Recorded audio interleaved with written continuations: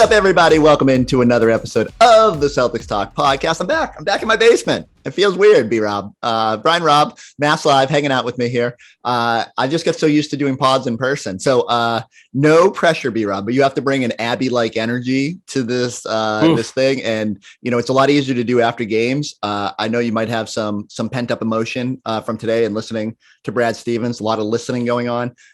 So let's start there. Brad Stevens holds his end of the season press conference via Zoom this morning. What was your biggest takeaway from what we heard from Brad? Yeah, there was a lot there, to be sure. I think it was a situation, Chris, where the thing that stuck out to me, the line, I guess, is him saying there's a fine line the team has to walk this offseason between, obviously, they have the ability to bring their whole rotation back. Everyone's under contract, and you could, maybe just add along the fringes, or do you try to make a little bigger splash with some of these trade exceptions and other tools they have in their toolbox to make things better for them this offseason and head into next year and what will be once again a loaded Eastern Conference to try to make some noise again. So the fact that he is already acknowledging that, I think, is going to be maybe the question of the offseason. I'm curious to get your take on it in terms of how much do you think they lean into what they have in development with the guys that they have, since it's obviously a very young crew, versus getting some needed upgrades, particularly with the bench and giving some guys in the starting five some additional rest going forward. Yeah, I mean, he was on both ends of the spectrum, right? It felt like he acknowledged they need to get better, but also sort of stressed the fragility with which you operate, because this team has an identity.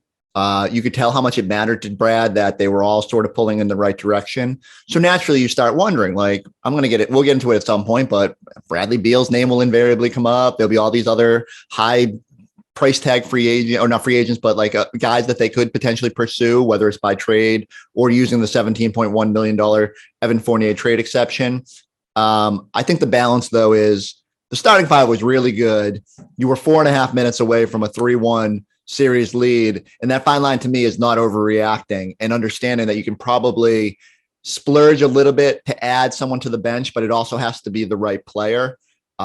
It's hard for me to envision a scenario as I start looking ahead where it makes sense to make one of those bigger pursuits, to make the sort of roster changing deal, whether that's moving Smart, whether that's adding someone like a Bradley Beal. It's just, to me, it feels like it's a lot easier to navigate the route where you're just adding with that exception or multiple exceptions, or maybe pairing contracts together. We'll get into Daniel Tice and all that. So, I mean, am I crazy? Do you think there's any part of Brad that's we need to make a super big move, or do you think he understands that it's probably the path of least resistance to just see what they can do with that exception? No, I'm with you on that. I would be shocked if they make a seismic move here.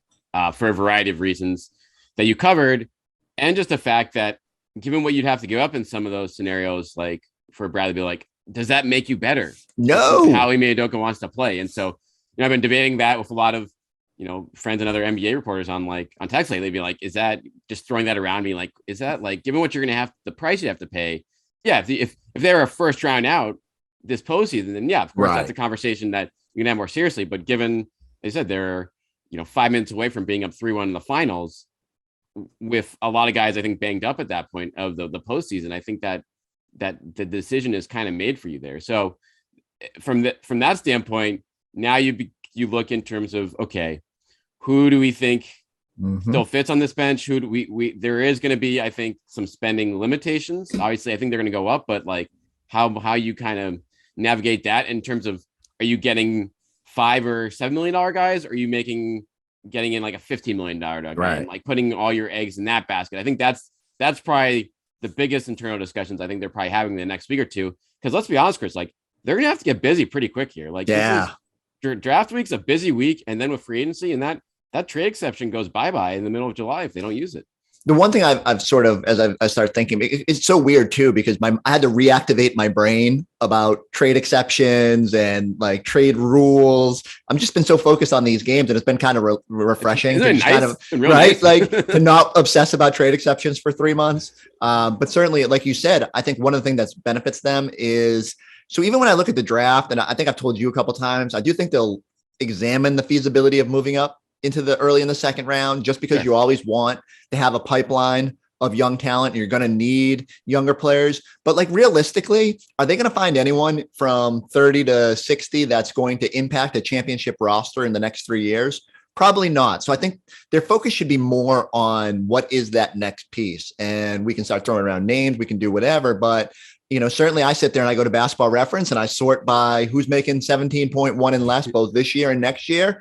And you let your mind wander a little bit. So I think what they need to do is be calling teams that either have motivation to trim salary or who have a little bit of a confusing path forward. Part of me says you could probably get away by using one of those lesser exceptions and adding a $9 million guy. But if the right $16 million guy is out there, then I think they need to be aggressive. And I think we saw Brad do that with the pursuit of Derek White. And so the name I keep going back to is Kevin Huerter. I don't know what Atlanta's going to do, but I know they're paying a ton of money for a team that's not a championship contender. And so I think those are the sort of phone calls you make and you say, hey, look, do you want to just have to stretch Danilo Gallinari? Maybe you go pursue him if he's out there. But, Sure. You do need some combination of size and shooting, and there's going to be options out there. I think you make that priority one this offseason, and then you sort of deal with everything on the fringes after that. Yeah, the Hawks is, I think, the perfect team you look to. And I know for a fact they had plenty of talks with them during this past season, as they had, all over the place when they're at the 500 mark. But yeah, those teams that are spending a lot but are on the fringes of the postseason and want to, make a move one way or another and aren't liking what's in their core. But then you look at their core being like, okay, he might not make a Huerter or a Bogdanovich or whoever, might not make sense for them at that price. But for us as a sixth or seventh man off the bench, that could be exactly what our offense needs. So I think that's probably the way they're going to have to really dig deep on that. But I think the other factor too, Chris, they have to be careful to consider here before any trade is figuring out where their standing is in the free agent market. Because now you're not just, you're an up and coming team. No, you're a finals team. Right. You look like you're a couple players away, maybe like a good veteran bench piece or two to actually winning it all. And all your guys on your team are supposed to get better that matter. So from that standpoint, if they can find a way to get maybe some discounted a guy or two that can fill a need on whether it's the wing, backup point guard, whatever, that helps you figure out what you want to do with these trade exceptions more. And so that kind of it's tough because you have to wait, free agency doesn't start till next week, but I have a hunch, Chris, that they probably have, like any other team in the NBA, they probably have a sense in terms of who might be interested in playing in Boston. So that I expect that to come to the forefront in the next, week here or so. And it's a great point because if you know that you're getting your backup ball handler via a veteran free agent who wants to chase a ring. If you know you're getting, a backup four that can help you, then maybe you just know, like you can go and seek that perimeter 3-and-D guy or whatever you're looking for, whatever you think your most pressing need is. And maybe that's a good transition. Like, what should the Celtics, if they are going to splurge big, what should be the target? Obviously the turnovers are a huge focus right now because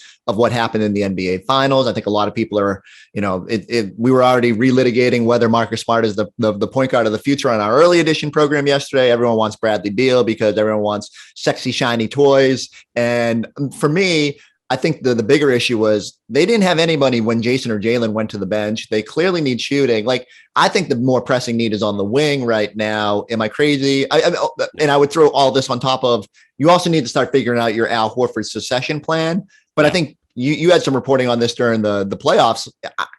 I know people are saying because he fizzled a little bit at the finish line that you can't count on him. I think the Celtics have to pretty much be committed to him moving forward. And I would be surprised if he's part of any trade package this offseason. Yeah, no, I would be shocked if he goes anywhere. And obviously they're going to bring him back. Only most of his salary is guaranteed already once they made the finals.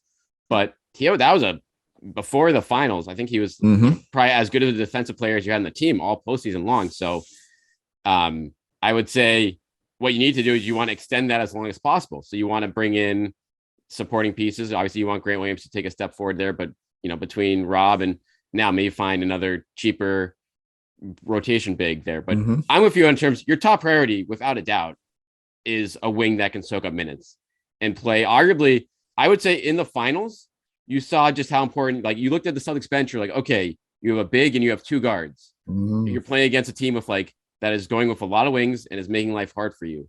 And so their inability to like downsize and kind of go, I think to not five smalls there, but pretty much five wings or guards, I think hurt them a ton in Yeah. that situation because you had no alternative for Jalen and Jason from a minute standpoint.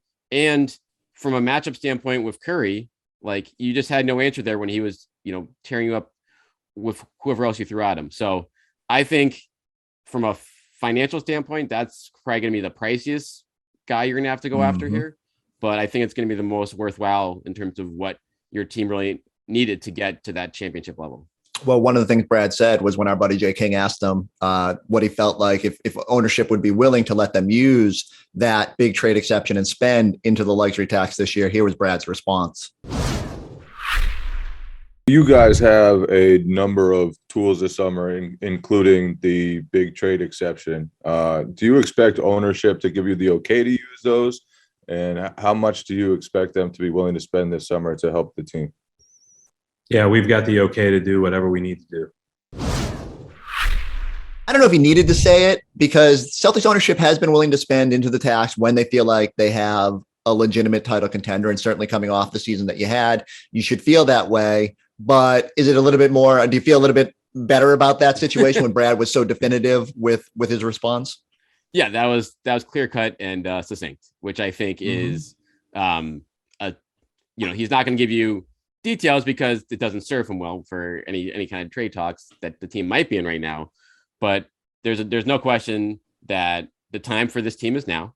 Like you have your core locked up long term, and everyone's supposed to get better outside of maybe an Al Horford. So you know that you have these trade exceptions. You have one, your best one, worth $17 million, so that is a use it or lose it situation this summer. But then on top of that, the in-season stuff with the Hernan Gomez trade exception, and sure, like the smaller ones that could come together online. And honestly, I look back, Chris, to look at those Cavs LeBron teams. Like they built those teams with these trade exceptions over the years, so they do just accumulate them, and then you're like, oh, how did they make that trade? How did they like add Kyle Korver there or whoever to that team? It's like, oh, well, they had these trade exceptions left over and we're willing to give up a future pick. So I kind of think that's what the blueprint is. It's just a matter of you got to execute that stuff right, because once those are gone, then you really are stuck in terms of what you can add to a team. And it's interesting you brought up the whole, will there be this veteran guys that will come for maybe cheaper than they would on the open market? I wonder if you can spare yourself using, even if it's just a part of the mid-level, so that you do have some of that available mid-season when we see these invariably the buyout guys. And as much as they trended this season away from adding those sort of players, and I do think that was probably the right move because you were just committed. I think we did see there could have been, if there was one other guy out there that you could have leaned on, and invariably those guys do pop up. Now, Golden State wasn't rolling out necessarily. Where's Gerald Green at? Where was Gerald Green? Javonte Green was hanging out at a playoff game, and not that he was available, but I went over to him and I told him afterward, I said, man, this team really needed someone like you. And he kind of shrugged and he said, like, where would I have played? And I was like, no, but before they got Derek White, they needed as many wing guys and stuff like that as possible. I do think there's room for athletic defenders who can play up above their size or who have size. And so I do think it's important, they find even some veterans who just embrace that role this offseason. I think Brad understands that. I mean, no one loved Jeff Teague more than Brad Stevens. And despite breaking his heart to have to move him to the eventual champion Milwaukee Bucks, I do think we'll see a little bit more veteran presence on the end of this bench. I want to get to one other clip that I thought was interesting from Brad, where, he kind of hemmed and hawed a little bit about what the biggest priority was this offseason. Eventually he got to it and stressed shooting and scoring off the bench. Here was Brad's response. As far as improving, it's the same old deal. Draft, develop, and deals. You just look for things that make the most sense within your group. I think that we have a little bit of we have to walk a fine line a little bit. I think teams are fragile. I think the way that teams work together and operate together are fragile. And I think your identity as a team, when you find one that's successful, which we did this year on the defensive end of the floor, and when we were at our best sharing the ball offensively, those things are fragile. And so just to add doesn't mean that you're not taking something away from the group. And to change significant pieces in the group doesn't mean that might not totally take your identity and shift it in a direction that's not as successful. And so it's quite a fine line. If you ask me right now what we need, I'd like to have a little bit more scoring, consistent scoring off the bench. And, I think that we have some short-term needs there, but I believe in a couple of the guys that didn't get a chance to play as much, that they will continue to improve and be knocking on that door soon. So we have some development opportunities within our own organization, and we'll continue to scour and look at what our opportunities are with our trade exceptions in the draft, and our limited resources in free agency. All right, so my mentions lit up after tweeting that quote, and everyone seems to think he was giving a vote of confidence for Aaron Nesmith. I do not feel that way. So I just want to, what was your takeaway when he said that? Who did your mind race to? Because mine went to Sam Hauser, and who I think if he hadn't been injured going into the postseason might have actually, I don't think he would have played a ton of minutes, but I think he would have gotten an opportunity with the need for shooting and size. And who knows how that would have played out. Young players sometimes get in there and are overwhelmed. But do you have confidence? Like, if you're ranking which bench guys you're most likely you think are going to contribute next season, who are they? Yeah, I mean, of guys who didn't play, I'd say Hauser and like Nesmith are in like a dead heat. Like, I don't like, which shouldn't be the case if you're Nesmith. That's not, given what your situation was. But I think you brought it up perfectly. It was in game 5 and game 6 of the finals, when your bench is giving you absolutely nothing. There wasn't even like, oh, maybe we throw in so-and-so for 5 minutes. Right. It's like, no, there's literally no one on the bench that Ime Udoka could realistically say, okay, you're in, like, what can we get out of you? And so one of those two guys has to prove they can be that guy, whether it's Nesmith or Hauser. It sounds like Nesmith is not going to play summer league, which who knows, based on what happens with Grant Williams' decision not to play last year. That worked out well for him. So maybe it's the right call. You just, do your own thing there. But there's no question that I think, Hauser on paper could be that guy. He obviously has a better shooting resume. He's at least at the pro level, right? Nesmith. But honestly, I do think that it's gonna be those guys, and then it's gonna be, veteran X that you bring in, or maybe the undrafted veteran X that's been overseas for 4 years and now comes back and competes because tries to become something on this team. So it's a huge offseason for all these guys at the end of the bench.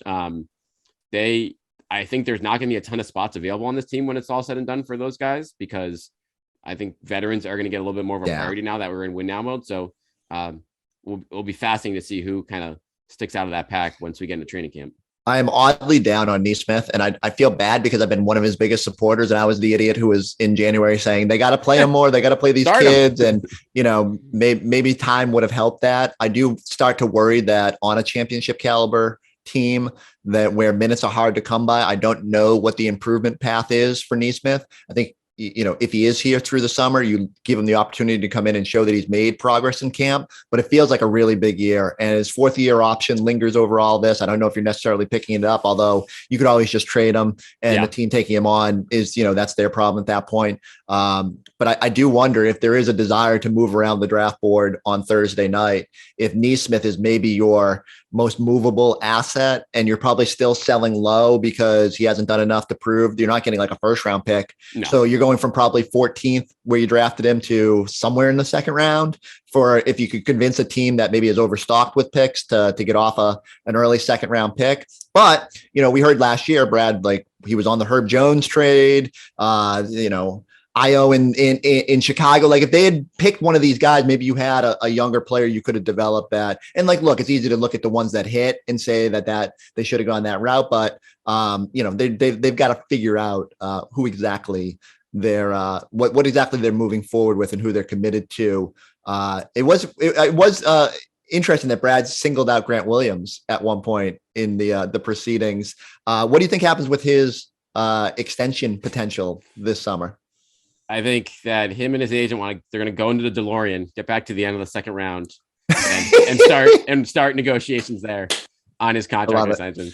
But was anyone more upset that the Celtics made the NBA Finals than Grant Williams and his agent?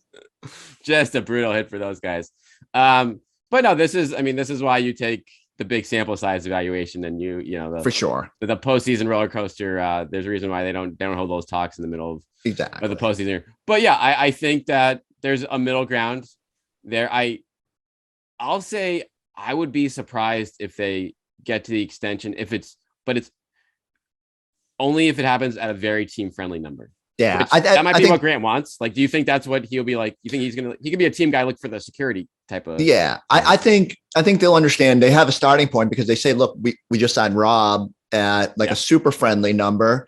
If you're Grant's camp, you're probably pushing a little bit higher, saying he doesn't have the injury history, that he did show this year that 3-and-D guys can be valuable, and that market rate is probably a little bit higher. But, I think the Celtics probably dig in somewhere in that $12, $13 million range. Enough that if Rob wouldn't be offended. And honestly, like, Rob seems like the nicest guy on earth. I don't think he cares. He probably wants Grant Williams to make as much money as you can. And then it just comes to how much Grant wants to bet on himself. And the thing is, there's not quite the pressing urge that I would think, because like with Rob, you were worried he was going to show what he did this year and show that he could be a superstar. And now that price tag would have like grown astronomically. Maybe the same thing happens with Grant Williams, but I think you're a little bit more willing to roll the dice on a player that projects as a bench piece. So I wonder if the Celtics would be willing to take that and wait to restricted free agency the year after. I think they're still in a good spot. I don't think there would be any hard feelings if they don't get there, but I do think there's a middle ground that if both sides wanted to give a little bit, and if they just want to get it done, they can get to. And maybe that just, again, depends on how Grant comes back and, how you're looking in the preseason and whether whether you think he's the Al Secession plan or whatnot. I'm very eager to see that. All right. Well, a couple more quick things before we wrap up. Brad Stevens talked about injuries because we're all wondering, is anybody having surgery? Here was his response. Nothing that I anticipate. Those guys would just need some rest and they should be good to go. And obviously they played anyways. I mean, they played, Rob's knee as he went through the, whole course of the playoffs, especially when we were playing every other day in the second round and in the third round.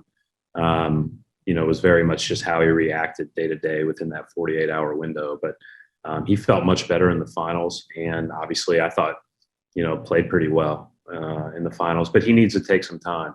And, both our doctors and, others that we have consulted with have all said the same thing. Like, there's certainly no risk in being out there, but when it's over, you need to take a few weeks for it to completely settle down and for the, so that you're not, just putting as much load on it as we do as you go through the playoffs.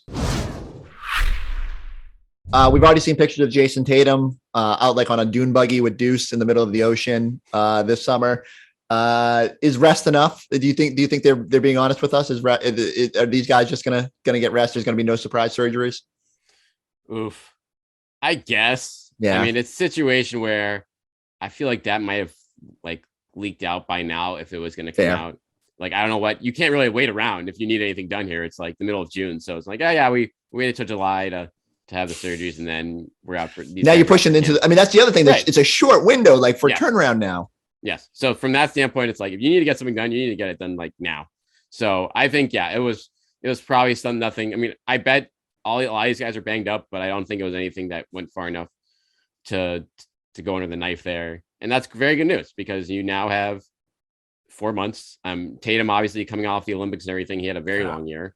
And so for him, on top of the fact that Ime didn't run him into the ground all year, but clearly was like, building him up minutes wise in a lot of games he didn't have to in the regular season. And that honestly may have boded well a lot during the early parts of the postseason against the Bucks and the Heat when he had a lot left in the tank in those big minute games. But clearly the tank was running on empty at the end there. So situation now, you just rest those guys up. I think maybe we're going to see him in like a half of a preseason game, maybe in October. So true. And then you just move on and hopefully you have a fully fortified bench rotation to take a little bit of the onus that I think that what you want is you want a bench rotation that you may trust. Yep. So those guys don't get the extra onus put on them. I think the Celtics are actually going to send their entire team to the summer league because there's a rematch with the Warriors as part of their early schedule, and sometimes you just have to send a message early, and don't let Draymond be holding up Boston Sox shirts and all that. It is funny to me that as we're going through this, we are what 5 days removed from the NBA Finals, and not a single look back. We're already everything is already into the future. I keep telling my people, I'm like, this is the way it is. Like the world moves fast, and you got to just it's on to the next thing. And how are you getting back there? I feel bad. Sometimes I feel bad that the Celtics had such a magical little season, and we are looking forward. All right, two quick things to end. Is there a player with that Fournier trade exception? We're starting the pool. Who are you hitching your wagon to? I'm irrationally I'm trying to talk myself into Herter just because I don't know if Atlanta's going to move him, but I think he fits the prototype. And so even if it's not him, I will take a victory lap if it's like any 6'7" dude who can shoot. Do you have a favorite? I know our guy Danger Card has been on the OG Anunoby train, and I just think he wants a bigger role. I don't know if that makes sense, but is there someone out there that you've started fixating on that you think would be ideal? I've always liked Herter or Bogdanovich in terms of just going to that Warriors well. The Hawks well down there, where these are guys, I don't think they're going to cost you a ton. I think that they fill an important need from a ball handling and just a shooting standpoint that you can play them in a supporting role, or if you need them to lead the second unit offense for 6 or 8 minutes a game, they're fully capable of that too. So that's OG Anunoby would be fantastic. I wonder just that the price tag for that, I don't think is going to be realistic. But who knows? Maybe the Raptors. It all depends on what direction are these teams going to go in, and so that's something that is going to be. That's not going to be. I think it's going to become more clear to us at the the draft here this week. But beyond that, I do like Malcolm Brogdon. He's not going to be able to fit in the trade exception, but that's someone if you can move some extra salary around and have filler there with a pick, I wouldn't mind doing that. And then, are you a KCP guy at all? I'm on the fence. I'd almost rather go Kuzma depending on. But if the price tag's higher for him, I don't know. But I guess that's the good part is you have options, and there are going to be teams like the Wizards who have this cloudy, murky path forward, and you're going to be able to swoop in on somebody. It comes down to identifying those teams that are most willing to sort of get off money. And I am eager to see, the Celtics know better than us, but they need to be ready to pounce on those opportunities. There's no question. It's a situation with those guys. I think it's gonna be fascinating. Do you lean more on the offensive minded wing, or do you want the more defensive minded wing guy from a standpoint of who you're gonna be able to trust more in the postseason? And so that's going to be an interesting push pull for a lot of these guys, because there's obviously very few two-way guys that are going to be available. Interesting. I like that. I've been so fixated on offense that you sometimes forget. You're right. They need just somebody who can come in and defend for 5 to 7 minutes and in a burst and not be a liability. And we'll end on this. I'm contractually obligated to bring up Bradley Beal's name this entire summer. Do you think there's any, and he was sitting front row at the finals. We opened this episode and I told you, I am largely skeptical because I don't see a path short of obviously including Al. And I just don't think they're ready to go that route right now. And obviously he's going to opt out of this deal and probably sign a 5-year, $248 million deal. He'd be taking $64 million less if he came here. But it's also, there's always the Jason Tatum, Bradley Beal connection. And any feasibility in your mind? If Jason comes to knocks on Brad's door and is hey, you guys trade for Brad, I'll sign that, super extension in next summer, no problem. That's honestly probably the only way I think about it right now, given what you're gonna have to give up. 100%. And isn't that a conversation you can have next year? Yes, exactly. So that's if he stays put in Washington, that's honestly just as well for you, because it's okay, that door's there for down the line, because if he signs for all that money and they just have another crap season next year, then what are the Wizards doing? Obviously they want to keep him because they want to lose an asset for nothing, but they're I don't know. Bill's getting his 30s. This is the guy we want to rebuild around, and then you make everyone happy and get a bunch of stuff back and move a guy to a place he wants to go to compete. So I don't know. It'll be a fascinating one to watch. All right, 15 more months of Bradley Beal talk. I'm eager and ready, and I'm gonna go rebrush up on all my traded player exception work and make sure I am ready for this off season. Brian Roth, Mass Live. It's been a long season. No outlet grinded quite the way Mass Live did this season. So shout outs to what you guys did. You deserve all the accolades and questions in the world. We will catch you next time. I need everyone to go like, subscribe, check us out on the YouTube page. We'll catch you next time on the Celtics Talk podcast.